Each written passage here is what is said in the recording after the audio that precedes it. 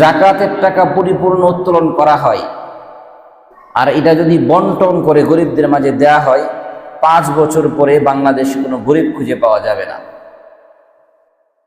এত পরিমাণ মানুষের উপর জাকাত ফরজ হয়। এই জন্য সবাই নামাজ পড়ে না, কিন্তু জানে নামাজ ফরজ।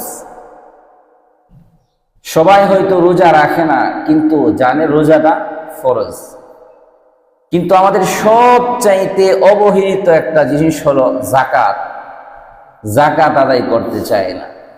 আর যাদের উপর জাকাত ফরজ আছে, এরা যে শাড়ি আর লুঙ্গি, জাকাত ফরজ আছে, 1 লাখ টাকা শাড়ি কিনাই না, এক বিশাল বড় একটা সিরিয়াল দৌড়াই, ওই শাড়ি আর লুঙ্গি নিতে আইসা মানুষ আবার অনেক কষ্ট পায়, অনেক জায়গায় দুর্ঘটনা ঘটে, মারাও যায়।